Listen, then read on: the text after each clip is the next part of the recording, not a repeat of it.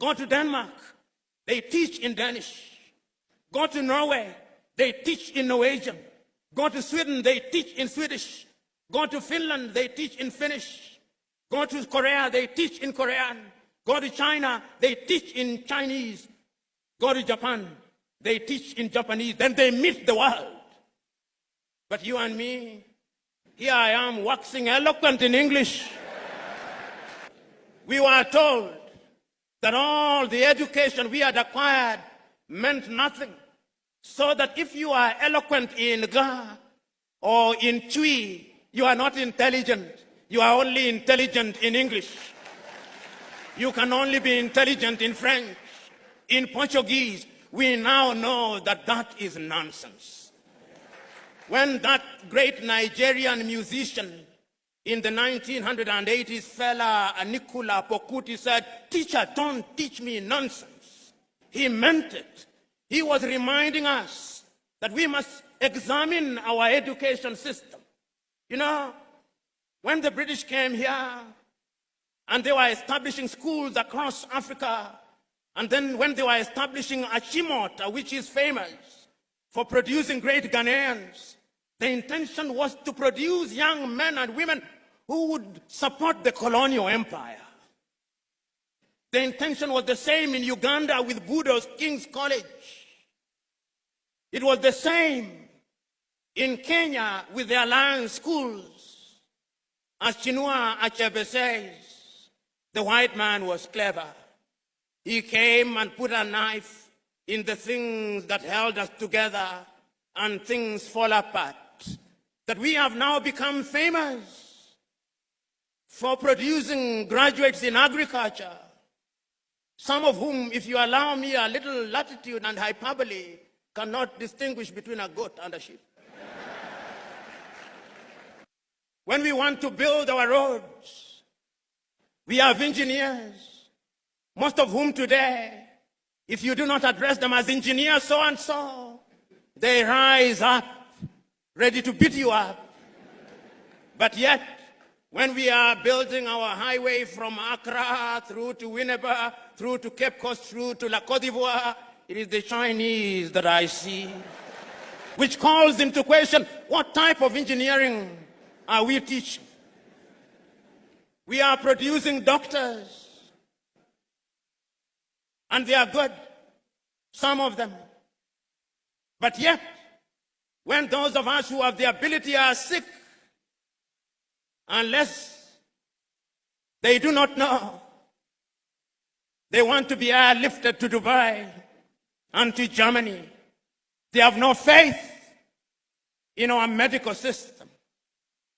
When we are sick during COVID, all Africa is crying to America, "Oh, give us Moderna, give us Pfizer," to the Russians, "Give us Sputnik." We are crying. Yet we have universities with professors in medicine. We must re-examine our education system, even in matters as mundane as sports, which is a multi-billion-dollar industry. The United States of America offers our young men and women scholarships to study sports. Our universities don't. Football is a multi-billion-dollar industry. But yet, when one of the masters of ceremony was speaking in jest, it is not the anthem of Asante Kotoko that he remembered, but that of Liverpool, "We shall not walk alone." Theosagiefo was right when he said, we may actually solve the economic problem. We may even solve the political problem. But I dare say that the mental problem which was impacted and makes us feel inferior will take a little longer to solve. In 1933, Carter G. Woodson, that African-American educator writing in his book, Miseducation of the Negro, said that we have been so miseducated for so long. Our self-esteem has been undermined for so long.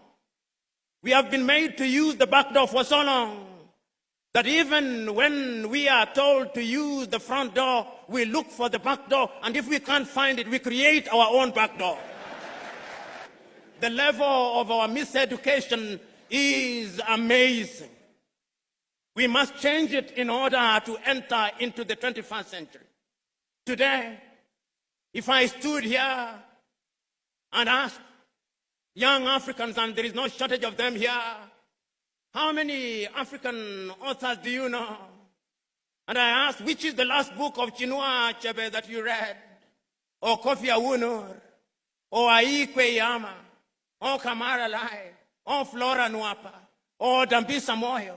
Or more recently, Chimama and Ngozi Adichie? Or Yagyangsi?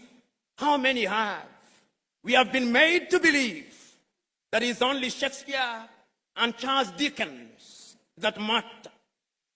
The Osagyefo, to whom Africans owe an apology, wrote in his great book, Neocolonialism, the last stage of imperialism, and the most dangerous. We are in that stage.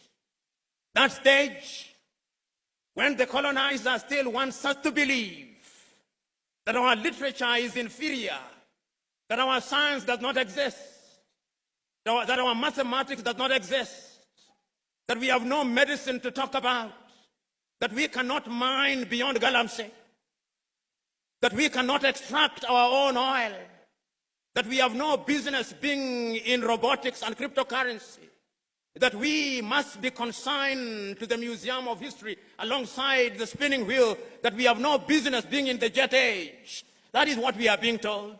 And my fear is that we appear to be believing it. If we are to give meaning to our independence, then education must be our focus. So said Ethiopia's Haile Selassie. If we want to change the continent of Africa, we must give meaning to education. So said Mwalimu Julius Kambarage Nyerere of Tanzania on that day. If we are going to change my little Senegal, we must give education priority. So said Leopold Sedar Senghor of Senegal. Even the complicit Félix Houphouët-Boigny in La Côte d'Ivoire believed so. When you see our judges dressing, they still dress like Father Christmas. Whoever told us that justice could only be administered when you dress like Father Christmas, I do not know. We live in a world where we are so mentally captured that those of you in the middle class, your greatest claim to fame is that my daughter can no longer speak Chui, and is meant to be a badge of honor. It is a badge of complete colonial conquest. And we cannot enter the 21st century with that mindset. Go to the countries in the Scandinavia, which we can dare compare ourselves with. Go to Denmark, they teach in Danish. Go to Norway, they teach in Norwegian. Go to Sweden, they teach in Swedish. Go to Finland, they teach in Finnish. Go to Korea, they teach in Korean. Go to China, they teach in Chinese. Go to Japan, they teach in Japanese. Then they meet the world. But you and me, here I am waxing eloquent in English, not in Kiswahili. We must revamp our curriculum. I suspect you are either using Samsung or Huawei. What did China do 30 years ago? They made a decision that we are going to change our education system. And they changed the education system. They engaged in agriculture. They engaged in technology. They engaged in medicine. They engaged in everything. And today, China is the second strongest economy in the world, with a GDP of no less than 19 trillion United States dollars. The time is now for us to change our minds. Today, I'm saying that we cannot remain imprisoned in history and lamentation. That is why it is still true for you Ghanaians. Nkrumah is dead, but Nkrumah never dies.